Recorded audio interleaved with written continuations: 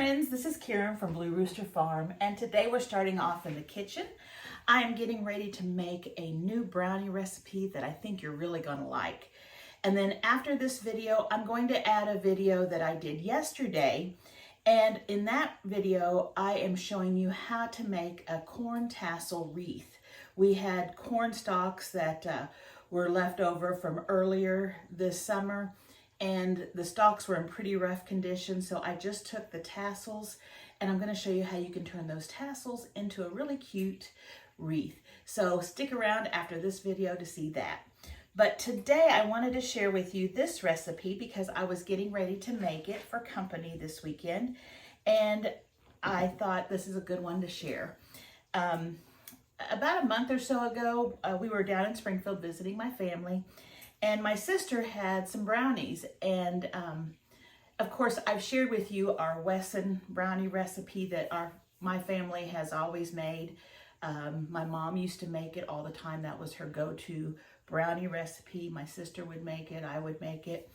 And then probably about 25 or more years ago, I started making the Hershey's brownies, and I just realized I've never shared that recipe with you, so I'm going to have to share that brownie recipe with you sometime too, because that is also a really good brownie.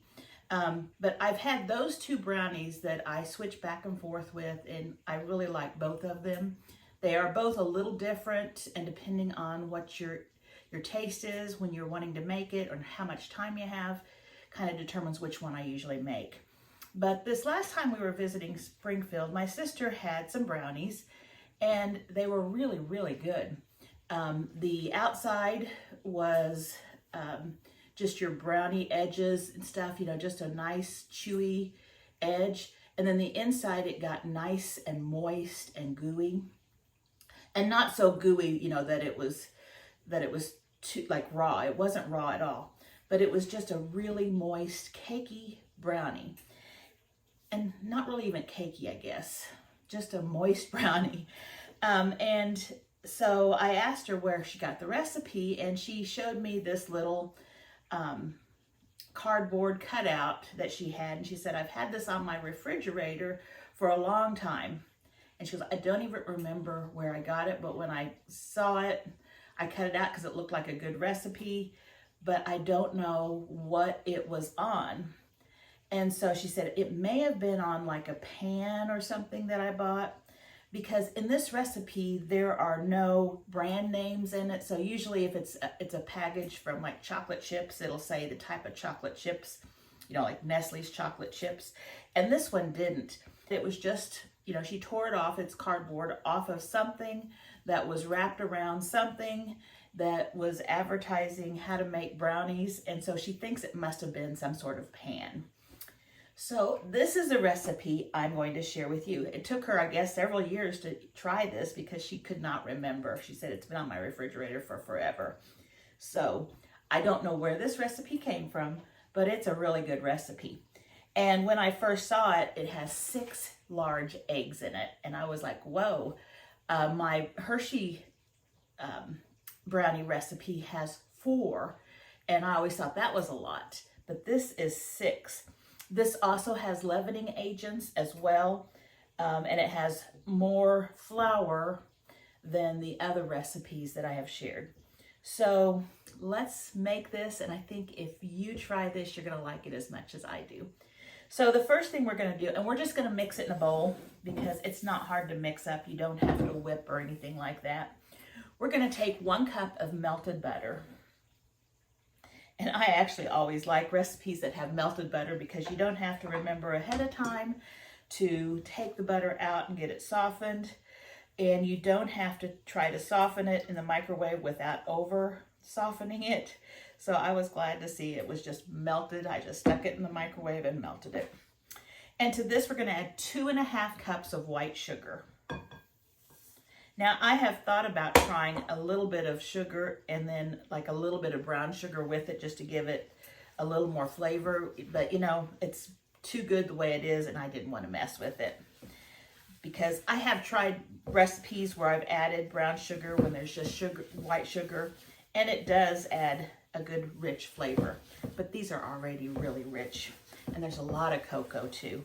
So I would suggest not to eat these before going to bed because I'm sure the caffeine in them is quite high. All right, so we just have our 2.5 cups of sugar and our 1 cup of butter. And into this, we are going to add our 6 eggs, and we're also going to add 1 tablespoon of vanilla. And you know me and my vanilla. Sometimes this vanilla jumps out of the bottle, and I get more than a tablespoon. I am also going to add, and you don't have to do this, whenever I make brownies or anything chocolate, a lot of times I add just a touch of almond flavor, and that just gives it a little bit of, that tastes good. So maybe 1/4 of a teaspoon, not much, but you can definitely leave that out. Almond has a sweet, almondy flavor. So let's get those flavorings stirred in, and then we'll start adding our eggs. So we need 6, and I'm just gonna crack them in here and then pour them in individually. 1. And this is why I do it. I got a shell. There we go. 2. And also anytime you have farm-raised eggs, it's a good idea to crack them into a dish. That way, if it had been an egg that wasn't any good, you catch it before you throw it into your recipe, and you don't ruin everything. That was 5, and this is 6. All right, so we have our 6 eggs. Clean that up a little bit.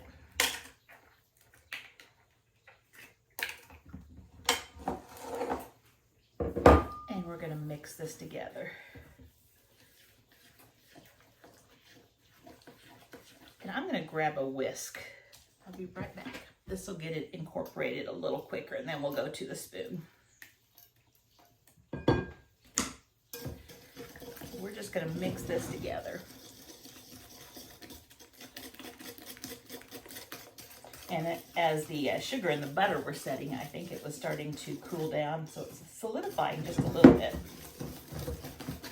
And when we mix these in, we get a really pretty creamy color. It starts lightening up. And at this point, you know, you can mix however you want. Once you add the flour, you don't want to overmix. Okay, we just need to get it nice and incorporated, and there we go. So there is what it looks like. Now we're going to take the flour and the cocoa and the salt, the baking powder, and the soda.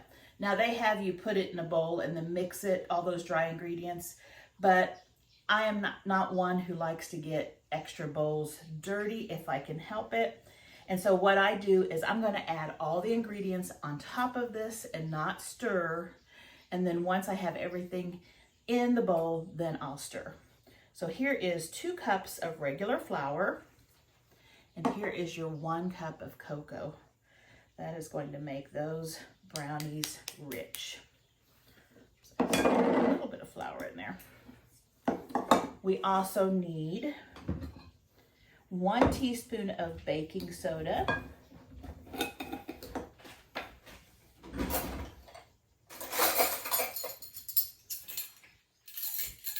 And with baking soda, make sure you don't have any lumps. I like to push on it to get any lumps broken up, and I just kind of scatter it on top of those dry ingredients. Then we're going to add 1 teaspoon of baking powder.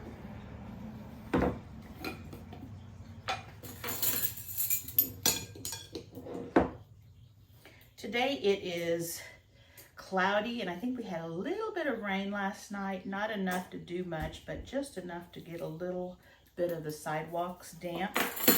We need any amount of rain. I know that the farmers like it when it's dry because they can get their harvest in, but it is really dry, and so any little bit of rain will help. And I tell you, it is one of the hottest falls. We are in the middle of October right now, and normally our fall trees are at the peak season right now, And we were traveling, my husband and I were going into town yesterday, and all around the trees are still all green. A few of them have a little bit of a tinge, but with the heat we've been having, they still think it's summertime. And I'm really afraid that we're not going to have that much color this year because it's been so dry this last part of the summer. And so we're hoping that we will have a little bit of rain, and maybe that will help get our leaves to change. But of course, we all look forward to those pretty days where the fall leaves are all bright and cheery, but so far we're not there yet. It is really an unusual late summer. But you know, we don't look forward to the cold weather of winter, but I really would like it just to cool down. 60s, low 70s would be fine. We've been in the 80s and close to 90 a couple of times too. So it's just too hot for this time of year. So what I've got in here so far is 1 cup of cocoa, 2 cups of flour, 1 teaspoon baking powder, 1 teaspoon baking soda, and now we're going to add a 1/2 teaspoon of salt. And since I'm using kosher, I always use a little bit more because the bigger granules. And that is our dry ingredients. So what I'm going to do before I stir this together is just take my whisk and just kind of take those dry ingredients at the top and just do this. And that's all you need to do. And then I'm going to use my spatula.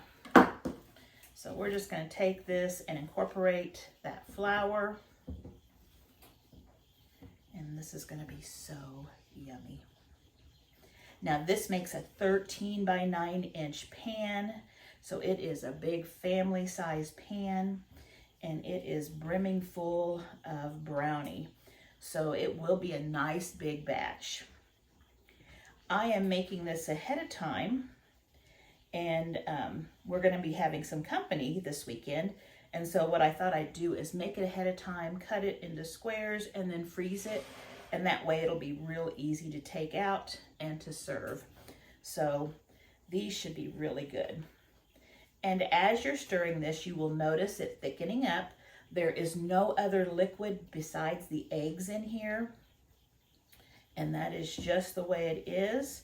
Those eggs are going to give it a nice texture, and they're also going to give it a great leavening, and it's going to rise a little bit, especially around the edges. And once you take it out of the oven, it will kind of collapse, but it makes it a really great texture. So if you're one of those people who like edge pieces, this definitely will have the edge pieces. Or if you're one of those people that likes the center, you're gonna be real happy with the center on this one. So now I've just got that mixed. I haven't over mixed it. It's all incorporated. Now I'm gonna take 1 cup of chocolate chips, and of course this is optional, but this makes it really good. And again, nuts are optional. I'm gonna take a cup of walnuts. You can leave out the nuts, or you can add pecans, almonds, whatever your favorite nuts are.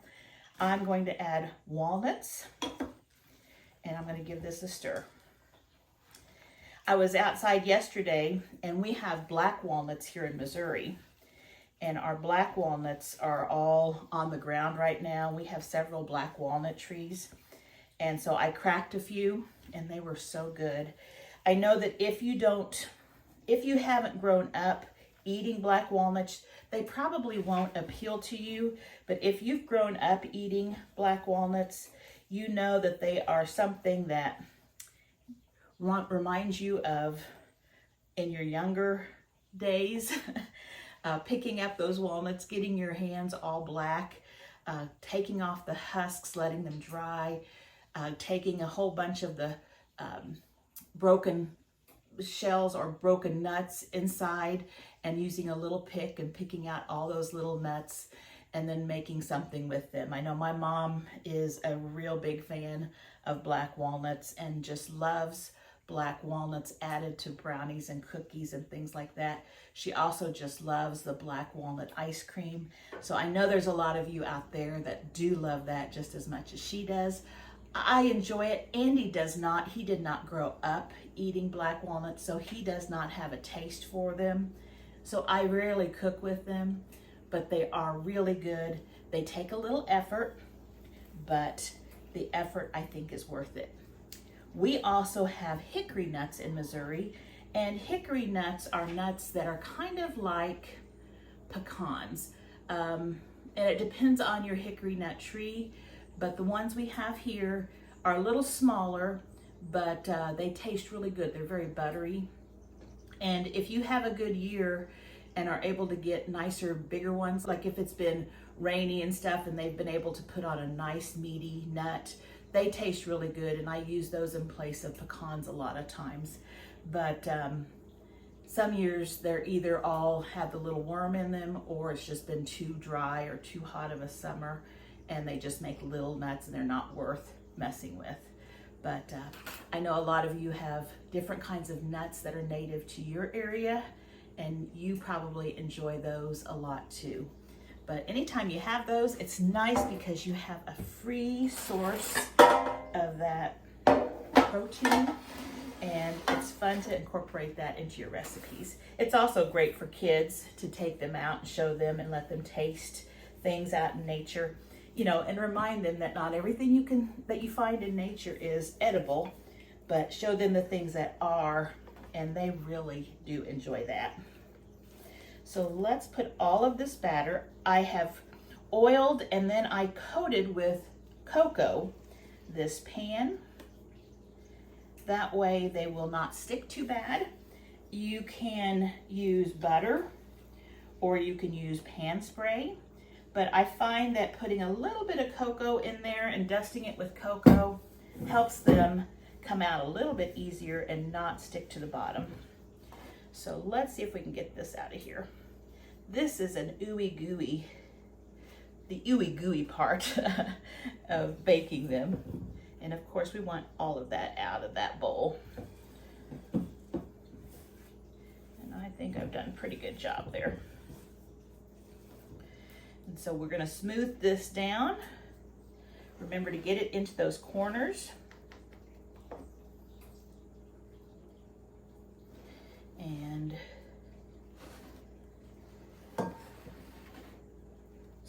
level it out real nicely. And those nuts and those chocolate chips in there look really good. And I'm sure if you didn't want to put chocolate chips in, you wanted to frost it, you could certainly do that. And I think this would be a real good basic recipe that you could swirl peanut butter and things like that with it. I haven't tried, but usually there are ways of taking a basic brownie recipe and turning them into something extraordinary. Cream cheese, peanut butter, things like that, and making them even better. But I don't know if you can beat a regular chocolate brownie. So I've got it leveled. My oven is set for 350, I believe. Yep, make sure I had it set right. 350 degrees, and it's supposed to cook for 40 to 45 minutes. I'm gonna check it probably at 35 minutes because all ovens are different, and then I will just keep an eye on it. I think mine will take a little longer than the 45 minutes actually, because my oven does not get quite as hot.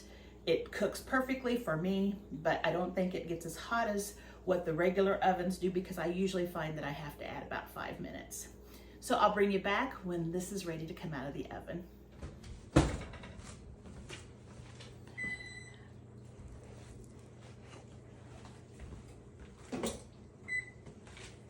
And there's what it looks like fresh out of the oven. And I took a sharp little paring knife and I stuck it right in the middle, and it came out pretty clean. You might have some crumbs or something, or if you hit a chocolate chip, of course, it'll come out chocolatey. But now what we're gonna do is we're gonna let this set, and you're probably gonna notice it starting to flatten out. So we're just gonna let this cool a little bit, and then I'll bring it back and we'll give it a taste. Okay, so this has cooled down probably for about 15 minutes. It's still quite hot underneath, but the pan is now cooled down. But they're still hot brownies, just the way we like them. And I know I told you that this is going to be for company this weekend, but I feel like it's necessary for me to do a taste test just for you guys. Not for me, but just for you guys. So I'm going to have to take a test. So let's see. Now, like I said earlier, and I don't know if you can see it from that angle, the center sinks down a little bit. The edges are still puffed.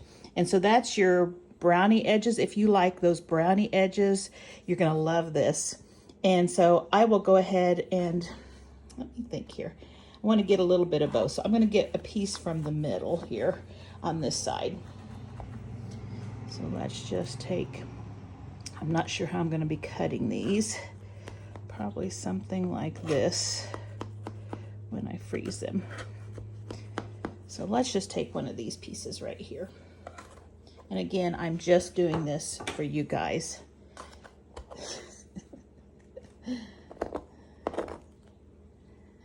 Oh, look at there. Look at that. Nice and moist and deep, rich chocolate. So let's put it on a plate. I've got one right here. And look at that. You can see the ooey gooey chocolate chips, and you can see the nuts. And it's a little lighter and fluffier here. In the middle, it starts getting softer and ooier and gooier. And it is fully cooked. I ended up cooking mine, I think 5 minutes longer. It said 40 to 45 minutes. I set it for 35, and then I gave it another 10 minutes. So that would have been 45, and then I gave it another 5, so that was 50, just because my oven seems to cook a little bit slower than other ovens. You'll just have to watch and determine. And again, when I put the knife in, it came out clean, just a few crumbles on it, but the chocolate chips are there, so if you get chocolate on it, make sure it's not just a chocolate chip that's melted. So I'm going to move the camera up and let's give this a taste. Okay, there's what it looks like. I'll try the moist part first.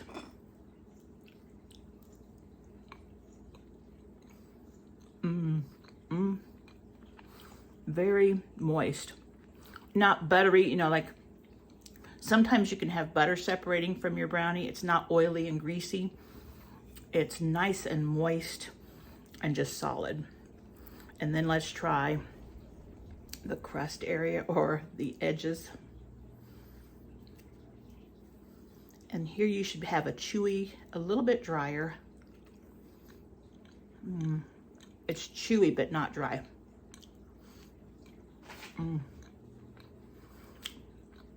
This is a really, really good brownie. And it's those 6 eggs that gives it this great texture. So if you're looking for a new brownie recipe, I recommend this one. So coming up next, I am sharing with you how to make a corn tassel wreath. And I think you're gonna like it. It came out really cute. Hey guys, today we are going to be making a fall wreath, I hope. Before we threw away our corn stalks and things, they were ready to throw away quite early in the year, and they weren't going to last for corn stalks for our decoration this year. But I did cut the tassels off of several of the corn stalks because I want to make a tassel wreath.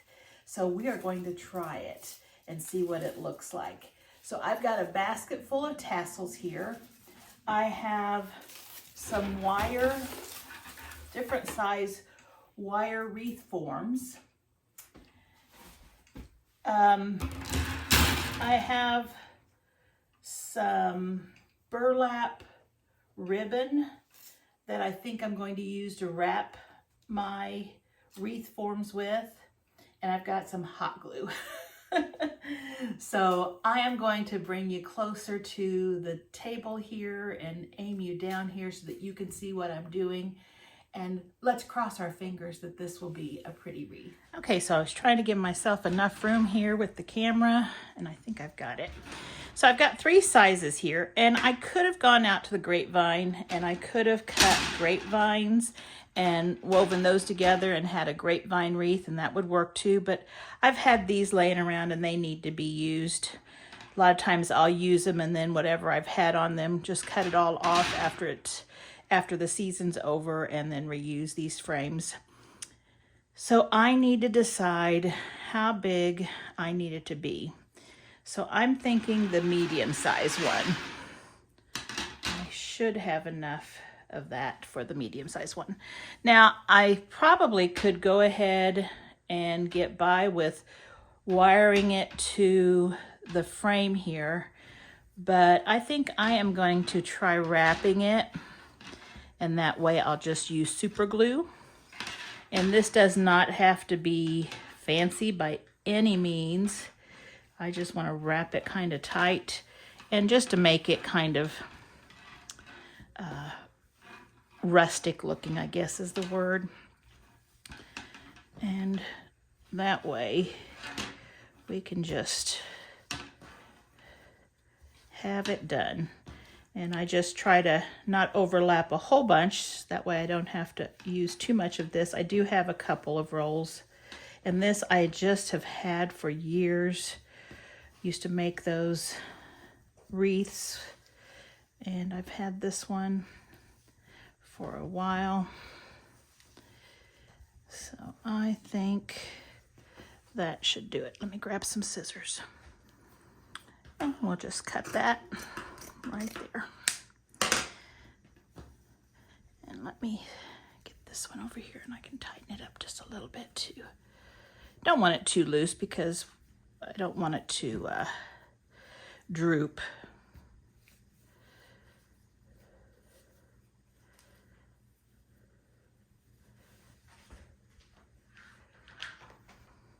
And I've got my trusty old yucky hot glue gun that has been around for probably 30 years. Wish all my appliances would last that long. And just gluing it on just like that.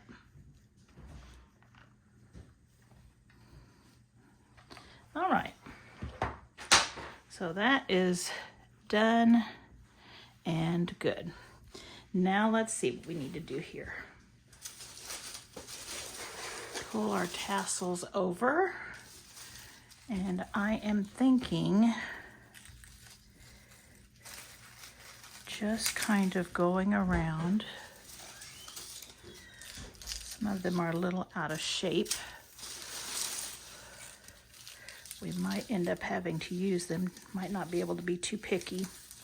Now you could take wire and you could wire this around, but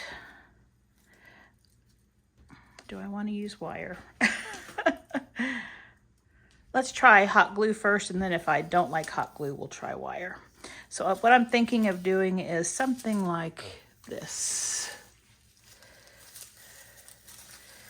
But I need to have it so that it goes out past and covers up that whole wreath. This one has a leaf on it. I don't know whether to leave that or take it off. We'll decide here in a minute.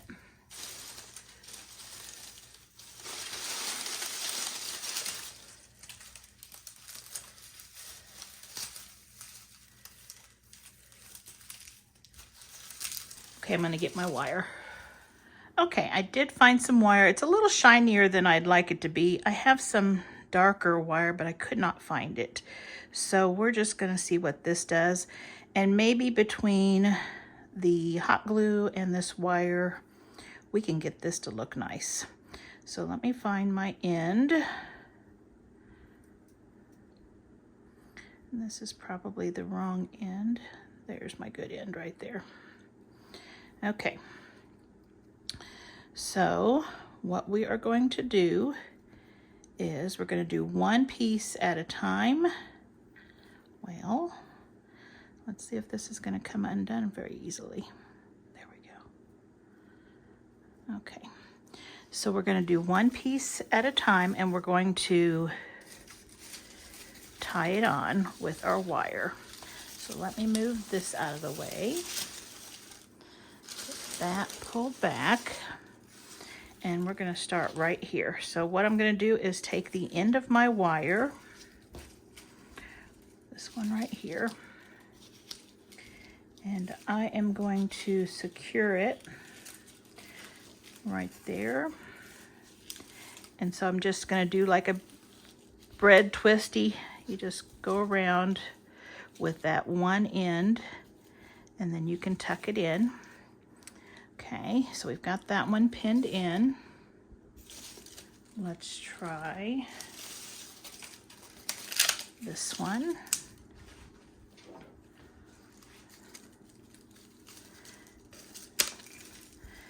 And I think I'm going to cut the leaves off, or just pull them off.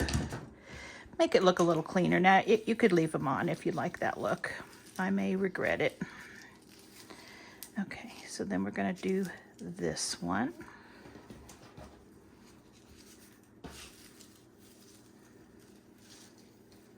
And if you notice, I'm just going once around it. I'm trying to hit about at the base of the tassel. Okay.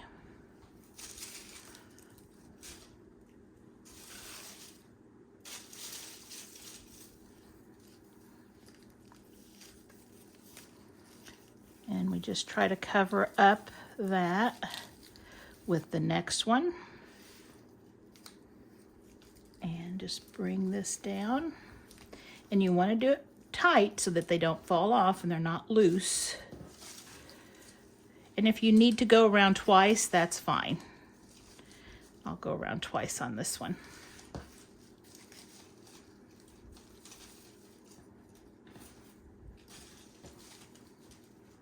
And just going down here a little further. Because each time when you're wrapping these, the ones that have the longer stem, like this one here, has been wrapped here, here, and now down here, and it's going to get another wrapping. So each one's going to be wrapped several times once you get your pieces laid. Okay. And so I think I'm going to have to use some of these that don't look so nice. And that's okay. It's a rustic,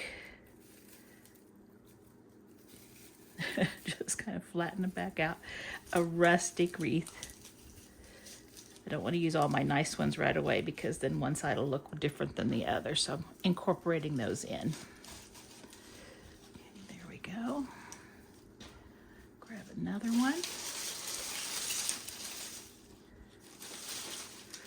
And like I said, these have been sitting in our mudroom for a while. And I was a little concerned they weren't going to be any good by the time I got around to doing this. Again, I'm going to try to straighten these out a little bit.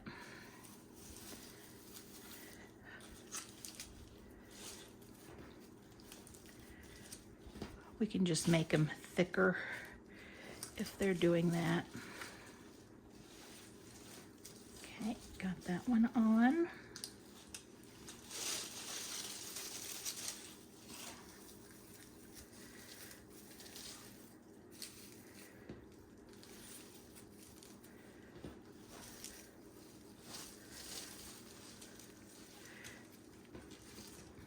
And as I'm wrapping this, I can see that they're not going to cover my wreath completely. So I am right now thinking I could start doubling up and maybe putting some smaller pieces, some of these that are pretty shabby. Like this one doesn't have a whole lot on it. Maybe start incorporating this in here a little bit too. And that way it gets that some of that covered up in there. So we'll do that. And I can bring this up here. And I can go back, and this is probably where my hot glue will come in handy, where I can tack it in place. We'll just get it secured right down here first. Okay.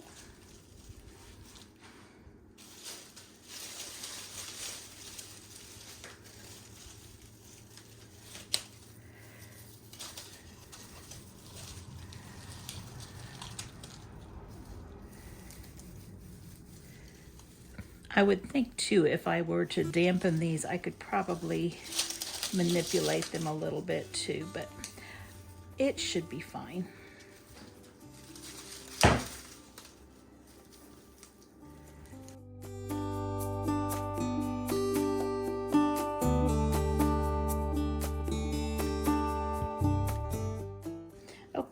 Okay, now if your wire gets tangled up like mine is starting to get, you can stop this and cut it. So let me just pull out a long piece here, and we'll just tighten it right here. And we can, let's go around it twice here, and then just grab a piece here underneath, just weave it in. See if you can see that. Just go under the wire.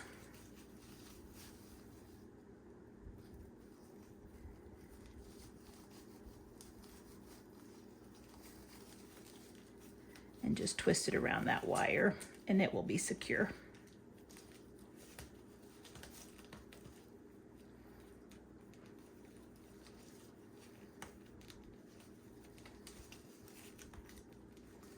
Just wrap it around, just kind of like just twisting it around, and then you can hide it in the back there. Okay, so I need to restart my wire. Just go from here, I guess.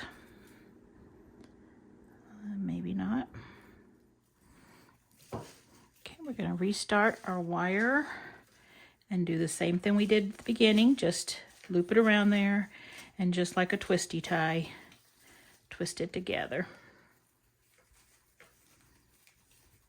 Okay, and we're ready to keep going. So I'm going to keep going on this, and we'll do any fill-in after we're done.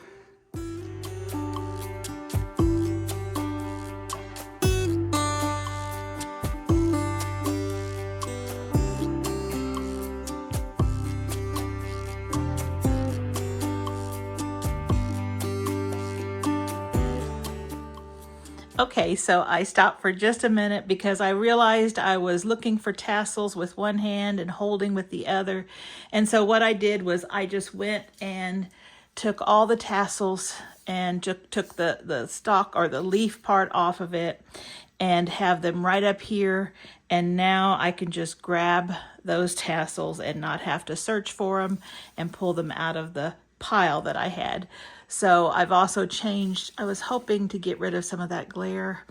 I changed the lighting just a little bit to get rid of the glare, so I hope it makes it a little more clear. So now I'm just going to keep on adding until I get to the end.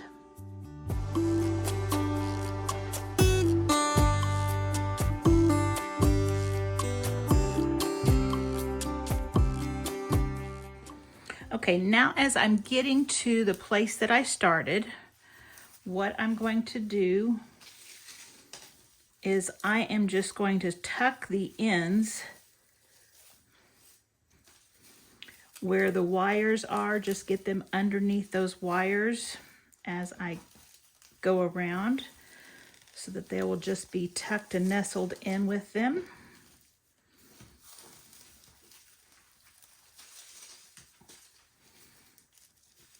And I think you can see, put one right in there. That's the first wire, so that's where I'm going. If there were a wire closer, I'd go closer.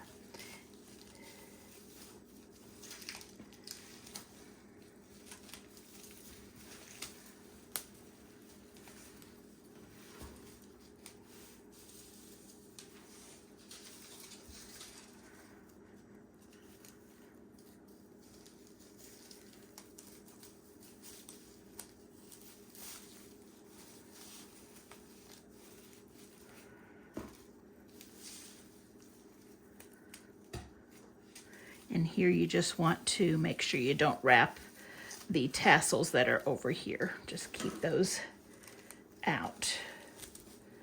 And let's see if I have a thick one.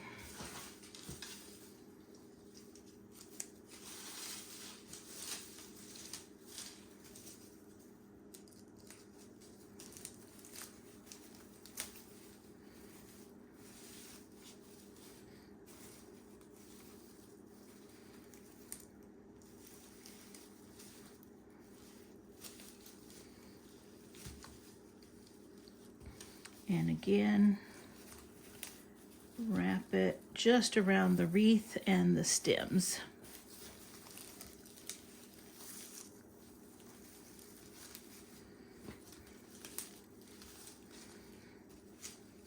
Okay, so what I'm going to do, I'm going to go ahead and wrap a couple of more times because I'm going to insert some in just by pushing them in.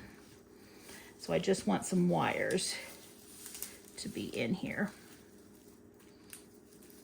And I have a wire there, so I'm good. Just get the wires so that they're all the way around.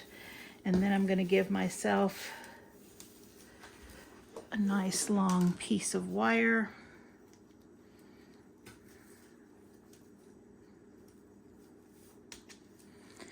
And wrap it again.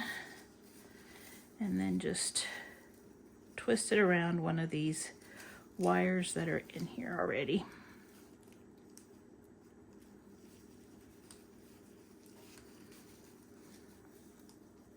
Just a couple of times, it will secure it just fine.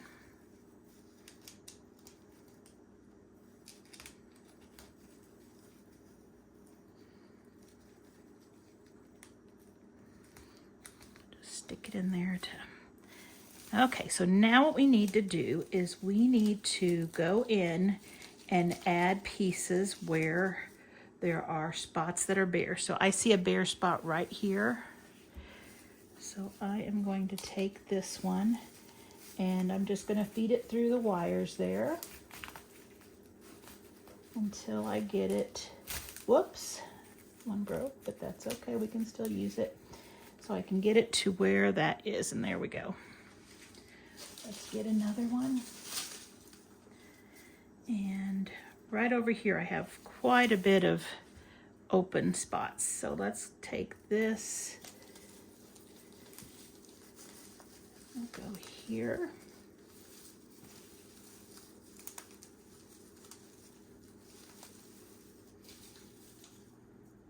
And these don't have to be quite as long, so if it's too long you can make it shorter. And again, I'm just pushing it through the wire in the wreath that we have already wrapped.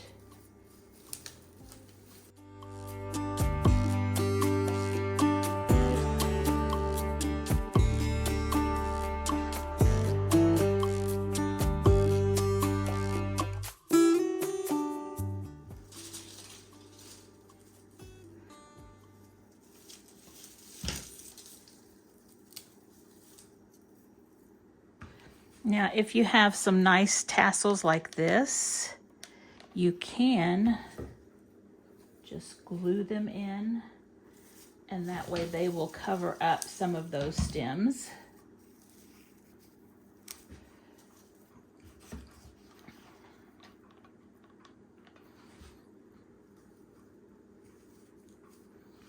And it just takes a dab of glue.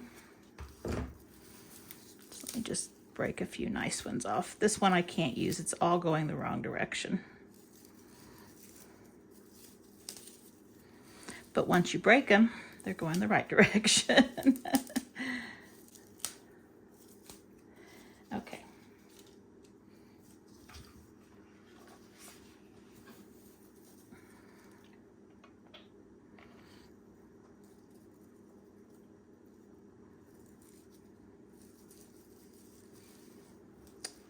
I want to glue this one right here a little bit.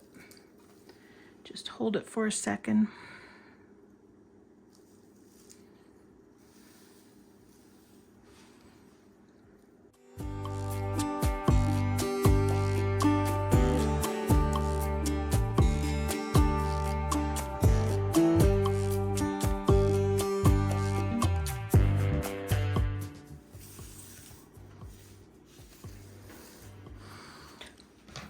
Okay, so I think right now,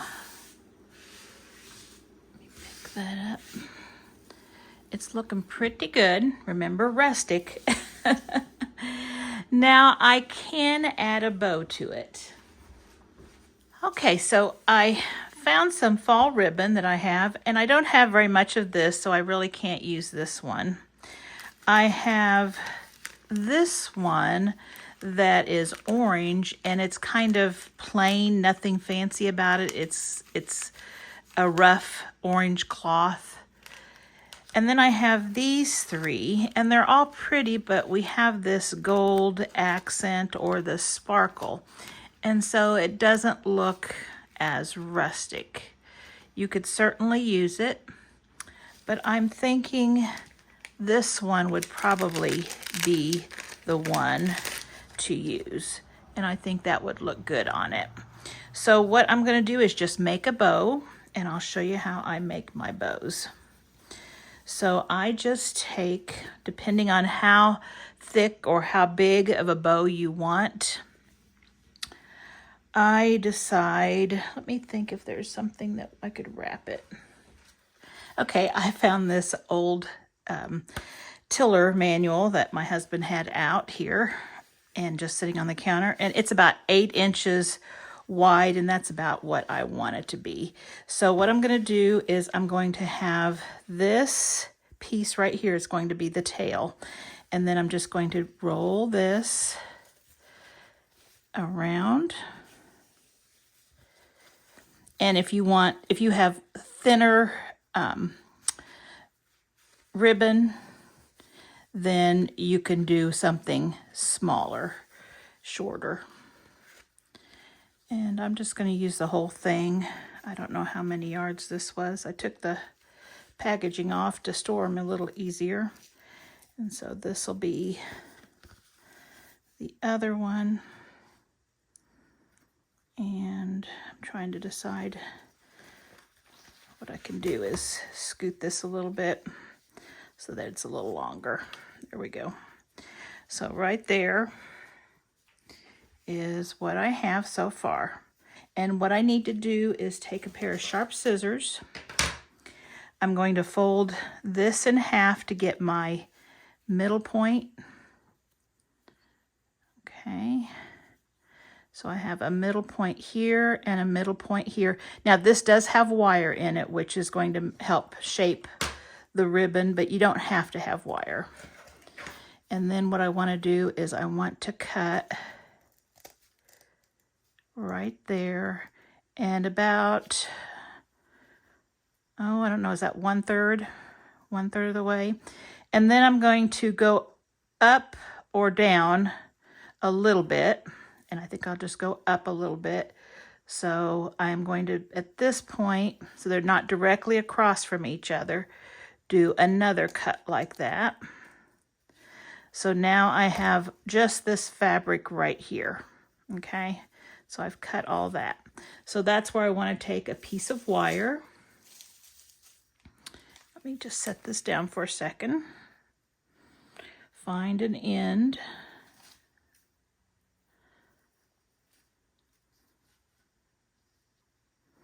And I left this in really bad shape, didn't I? We're just going to take some right here.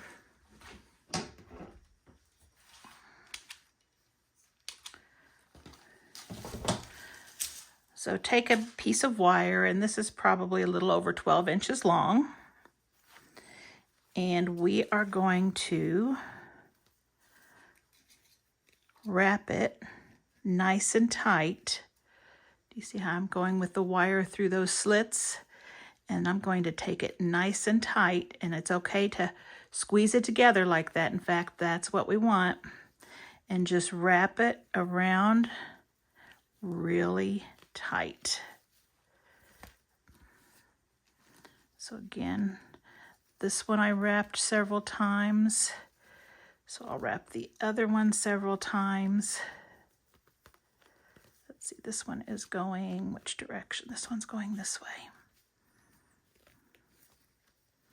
And you just want a couple of inches, 2 to 3 inches, probably 3 inches or more left back here. So right here we'll do like a twisty. Take those two, twist them like that. You don't want to break them.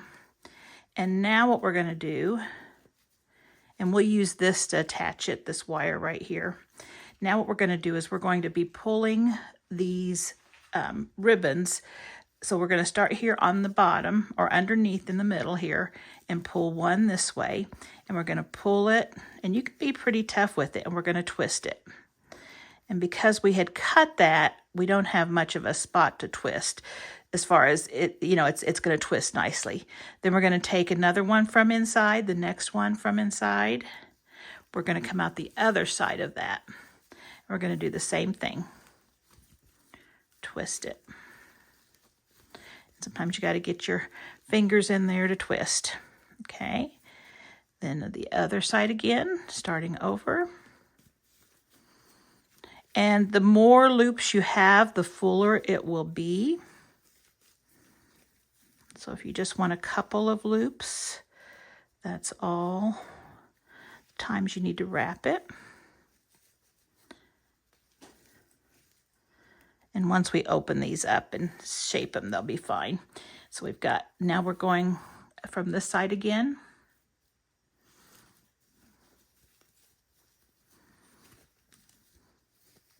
And I like to go different directions with my twists.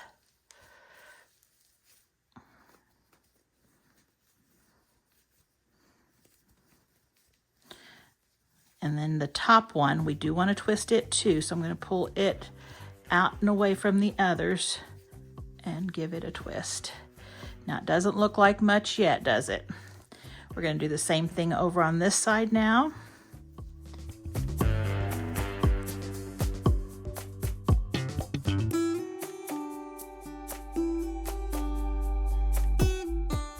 Okay, now it's time to shape it. So we have our wires back here. So this is going to be the front.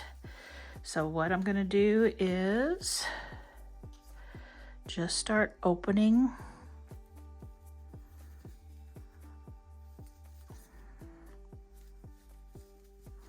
those up.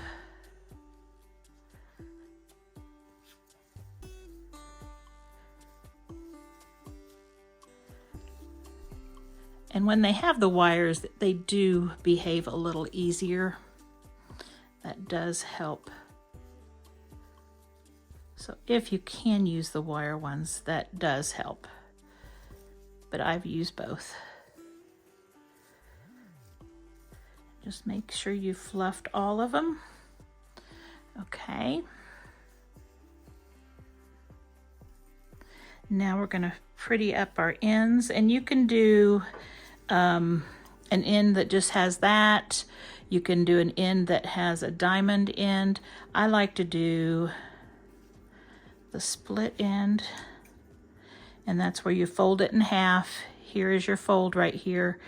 You go back from the end this way and then cut toward those ends, and then you have a nice little piece there. And this one had some tape on it.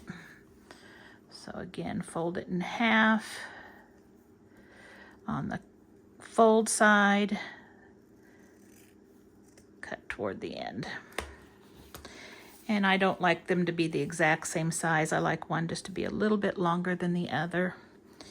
And now I've got to attach it. So I'm going to just take this wire here, and I will probably need to figure out which end is the end I want to attach it. Let's see. I think it's going to be this right here. So let's see. And all I'll do is just lay it down and wrap my wire around it. Now you can put it at the top and have it hanging this way, or at the bottom and have it hanging this way. So I may switch it. Let's see.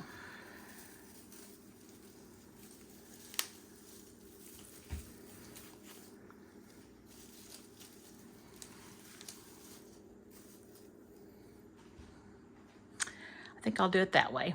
So I'll adhere it that way.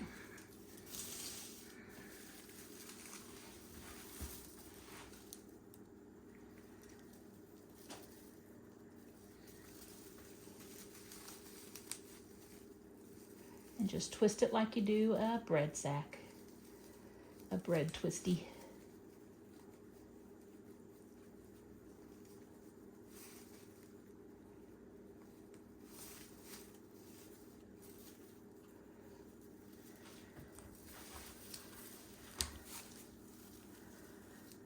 I am going to go find a spot to hang it, and then I'll let you see what it looks like. And there it is, all finished. I ended up putting the ribbon at the bottom because it just didn't look as nice on the top with that size of a ribbon. If it were bigger, I think it would have looked better. So here we have it. It is all finished. I think it turned out great considering the tassels that we had to work with. But it looks very fall and rustic, and I think it goes perfect on that gray door. So I hope you liked this video. If you did, please consider subscribing. I would really appreciate that. Also, don't forget to like and share. And as always, I hope to see you back here soon. Bye-bye.